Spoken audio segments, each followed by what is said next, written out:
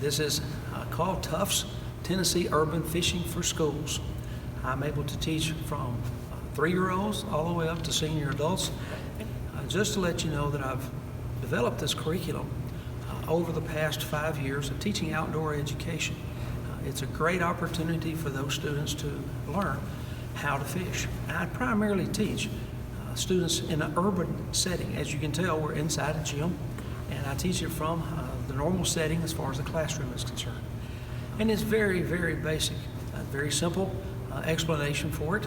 And the first thing that I will do to be able to demonstrate this for you is actually take the fishing rod and go over the parts of it. I'd like to start with our fishing rod.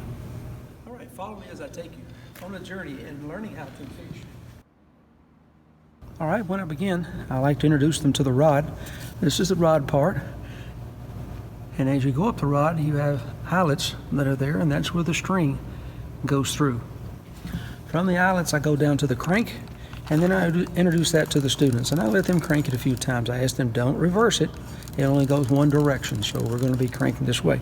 If I have a left-handed student, I just tell the student if they'll turn it upside down, it becomes the same way. They're just kind of reversing it.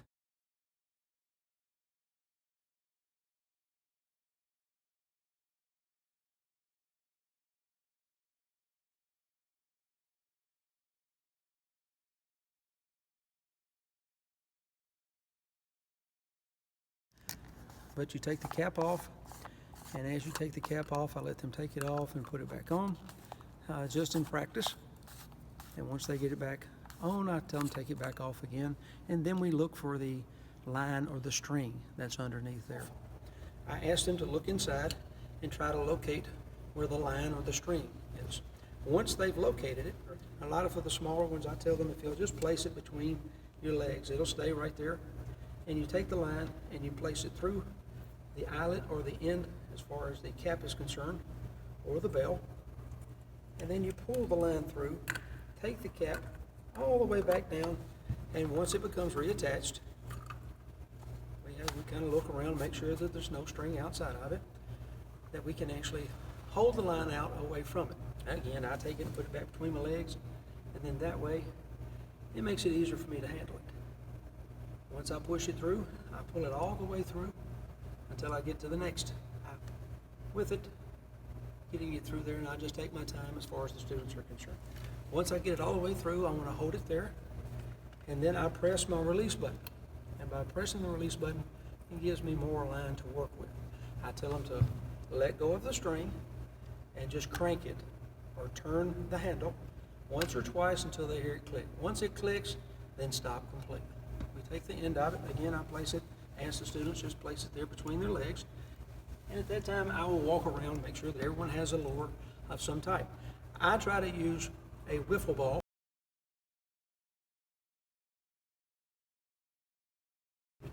The next, I teach them how to tie a very simple fishing knot called the Clinch Knot. Really, I try to use a wiffle ball, one that has holes in it, and we tie a fishing knot called a Clinch Knot. The Clinch Knot is very simple, and you can, as they say, an improved Clinch Knot is the latest craze they have. I tell them all you have to do is hold both ends of strings just like I have it here in my hand, and we twist it 8 to 9 times. Once we twist it, there's a small hole right next to the lure itself, and we place that one open end that we have through the hole, and once we get it through the hole, we pull both ends together. One thing to keep in mind is the younger the student, the more help that you have to assist them with. A lot of this, as far as tying the knot is concerned, that's something a little bit more advanced, and what I try to do with mine when I'm teaching younger classes is to have these already taken care of.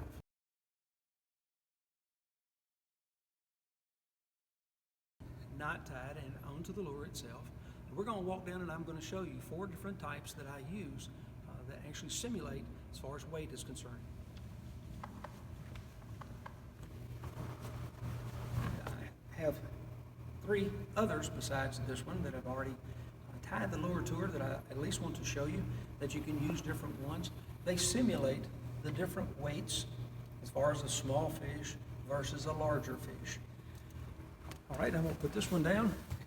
And this is one that it's usually the lure that comes with the rod itself. And all I've tried to do is to accumulate some of these. It's just a plastic lure that you can use anywhere. This one, as far as a small fish is concerned, is probably the one that students can control the best because it's smaller, it's lighter, but it has enough weight to where they can cast it.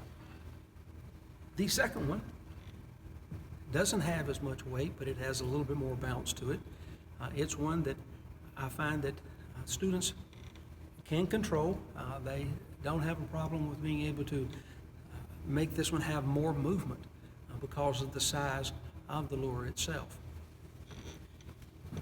This is the third. It's heavier, and the ball itself has more weight to it. When you reel it in, you can actually see the rod begin to bend and vibrate even more. And this is the fourth one. This is the Big Daddy. This is the one that the kids love the most because it has more of a bounce and it's a lot heavier. So once it's reeled back in, as you see it coming back up, it bends the rod even more, and it provides more stress on the rod itself as you're reeling it back in. Much more difficult to reel in, and a lot of the younger students like it because it gives the simulation as far as a real fish is concerned.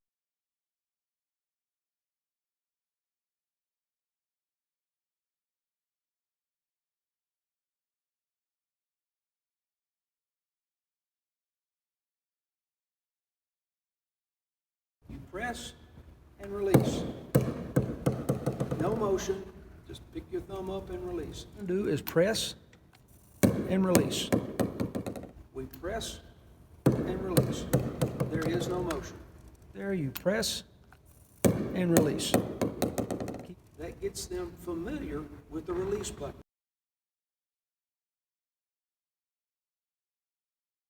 So we're going to try to keep our arms straight. As you're not going to just release this time. What you're going to do is to try to use your wrist. You try to keep your arm straight down to your elbow. Try to keep it forward. Just try to use your wrist. So I tell the students to take it and just drop it. As they're dropping it, once they get to the point where they've actually used their wrist to flip it down, is release. So all of that in one motion. So that helps them to be able to get the coordination between pressing, using their wrist, and releasing.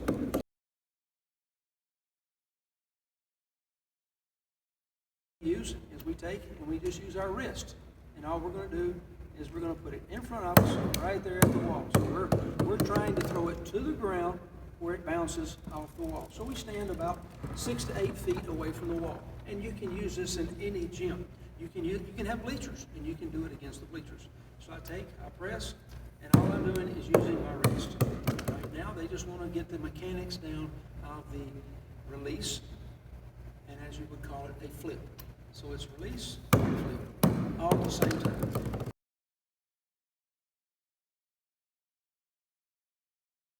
As I try to put an object on the wall, now I have a target here. That's okay. I try to have a smaller target to hit. That's what I'm trying to do. Again,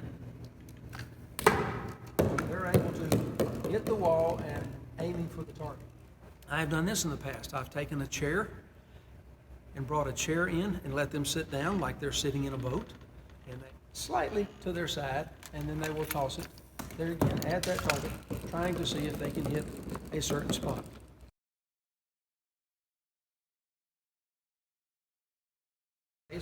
Is what I'm trying to do is I back up about another 10 to 15 feet from the wall. What we're trying to do is to cast this so it will hit the wall without force. So I'm throwing here. Again, I'm looking for accuracy of hitting the wall, and I'm not trying to throw the ball against the wall so hard that it bounces all the way back to me in one throw. Well, what I'm trying to do is picking out a specific area that I want the lure to go to, and release and flip that wrist. Things I encourage them to do is to pick a spot somewhere on the wall itself, Because again, you're not going to have a target when you go fishing. I'll pick a spot in a direction that you want to toss it. And then I pick that spot and I try to get that spot.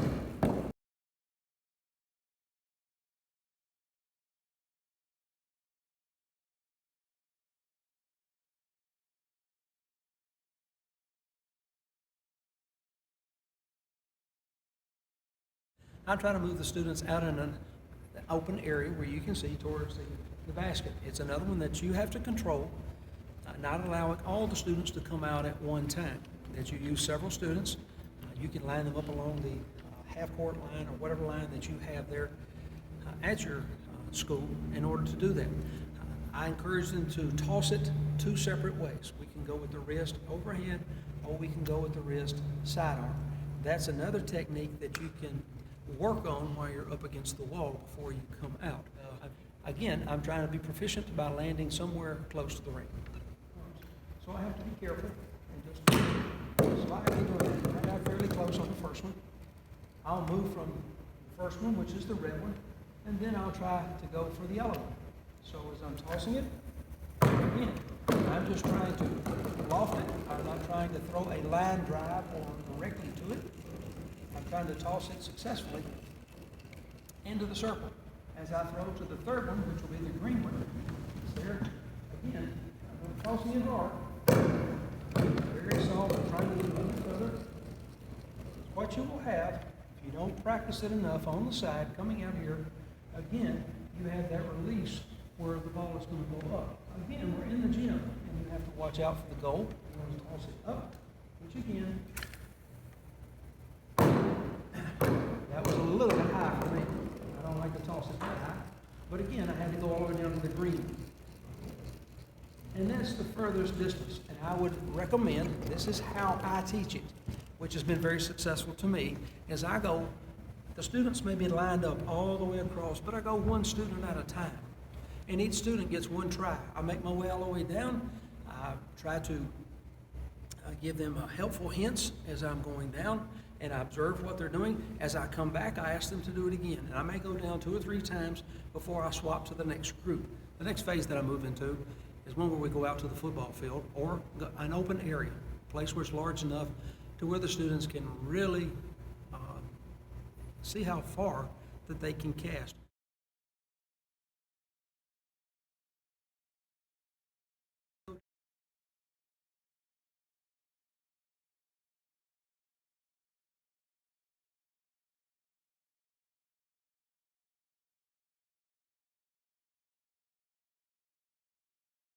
However, I always tell them that the reason I use this type of rod and reel is because it's limited on how far that they will actually cast. So I tell them to use that. I'm going to cast it as far as I can, and I'll reel it back in. Now you're going to get some students that are going to want to rear back and throw it as hard as they possibly can, and most of them will not cast it as far after they learn how much cranking that they have to do. The overhand toss is this one. Again, it's just the flip of the wrist. I'm not extending my arm out. All I'm doing is flipping my wrist. Reel it back in. The second is to do it sidearm. And just to toss it out there, it gives you ample space. And then I'll go with an underhand and toss it. Again, I'm reeling it back in. Is that I'll ask the students to get down on one knee. Once they get down on one knee, then I tell them they can practice that sidearm. Again, if they're sitting down in the boat, this is where this comes in very handy. We're going to go overhand this time. And again, if you notice, I'm not extending my arm. All I'm doing is flipping my wrist. From underhand in this position, I don't encourage them to do it because, again, they don't have much space, so it can't go very far. I use hoops for this activity, but I've also used buckets that you can get 5-gallon buckets. You can get smaller targets if your students become more accurate as far as their casting is concerned, and it depends on the age of the students. I try to make it as challenging as possible